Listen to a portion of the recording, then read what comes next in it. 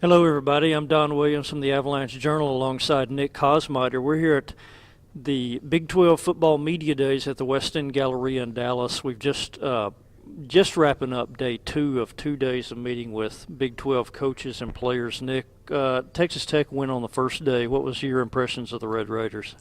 You know, the impression that you get from that side is that they're very optimistic about this upcoming season.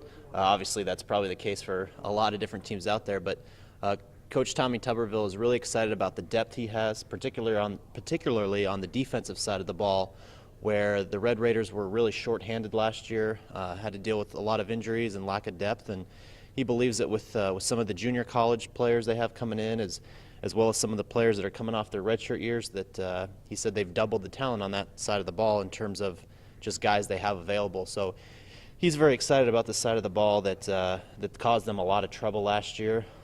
Seth Dagey, the quarterback, is a lot more confident going into his second full year as the starter. Some of the other players remarked about how far along he's come, not only in terms of his game, but also in terms of just his ability to lead the team. So those are some of the things that you look for in Tech. Some injuries, guys coming back pretty well so far. So it'll be interesting to see as fall camp starts what we actually see on the field. And Don, what were some of your thoughts that you had maybe on day 2 of media days here? Day 2 today, man, Art Briles is the guy who is getting a lot of positive reviews. He seems like a guy who is coming off a Heisman Trophy season, won 10 games, and is getting a new stadium. Oh, wait, he is. And boy, does he ever act like it and sound like it. He has an awful lot of holes to fill, but you can tell the Bears are brimming with confidence. He even said that he thinks they can be, did I hear him right, better offensively? Better offensively this year. Well, I remember Mike Leach kind of saying the same thing after Mike Crabtree and Graham Harrell left after the 2008 season. That's some strong words. The Bears have a lot of work to do this year, but hey, they got that great stadium coming online, so they're going to be happy regardless.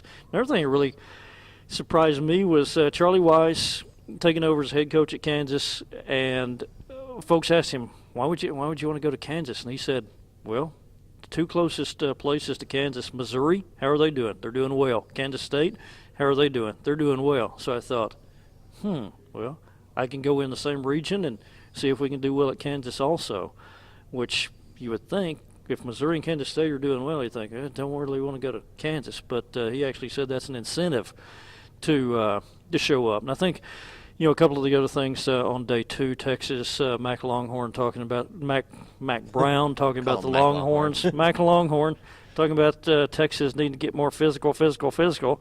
Last year they were 6th in the nation, I think, in rushing defense, 21st in the nation in rushing offense. They have all those running backs. They might be able to run the wishbone with Malcolm Brown and Joe Bergeron and Jonathan Gray. Then they don't have to worry about who's playing quarterback for them. And, of course, Oklahoma's going to be getting a big challenge, evidently, from West Virginia with Dana Holgerson's guys. That was kind of a surprise. They have a lot of talent. They won 10 games. They won their bowl game 70-33, but they were picked second.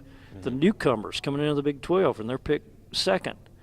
Where's our provincialism in Big 12 territory? But he does have a lot of talent on that team. It'll be interesting to see them when they come to Lubbock in about early mid-October.